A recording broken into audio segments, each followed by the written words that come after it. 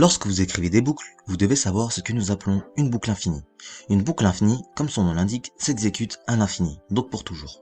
Donc si vous créez accidentellement l'une de ces boucles, vous allez planter votre navigateur ou votre ordinateur. Permettez-moi de vous montrer un exemple.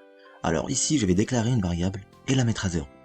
Je vais la mettre dans une boucle while, donc tant que i est inférieur à 5, nous allons faire un console log de i. Ici, techniquement, nous devons incrémenter i, mais si vous oubliez de le faire, vous finissez par créer une boucle infinie.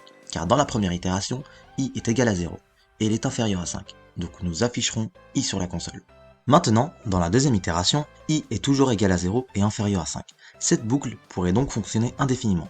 Je vais donc enregistrer les modifications. Maintenant sur la console, ce nombre que vous voyez avant 0 est le nombre de fois que vous affichez 0 sur la console. Vous pouvez donc voir que ce nombre augmente rapidement.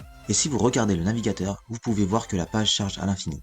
Donc la seule façon de s'en débarrasser est de fermer cette fenêtre, ou si cela ne fonctionne pas, vous devrez forcer la fermeture. Voici donc un exemple de boucle infinie.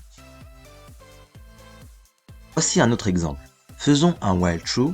Encore une fois, cette boucle va durer indéfiniment. C'est donc une boucle infinie. Et en passant, les boucles infinies ne sont pas limitées aux boucles while. Nous pouvons créer une boucle do while infinie, donc on fait un do while true. Similaire au dernier exemple, nous allons peut-être créer une variable de boucle comme 0 et ensuite avoir une condition comme x inférieur à 5.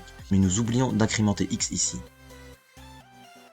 Nous pouvons également créer une boucle for infinie, donc pour que i soit égal à 0, tant que i est supérieur à 0, i++.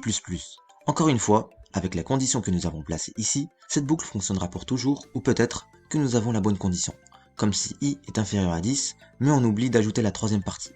Donc nous n'incrémentons pas i, et c'est exactement comme cette boucle while que nous avions plus tôt sans incrémenter i. Soyez donc conscient des boucles infinies, évitez-les, car elles peuvent planter votre navigateur ou votre ordinateur. Voilà pour cette petite démonstration sur les boucles infinies. On se retrouve pour la prochaine vidéo où on va parler des boucles for in.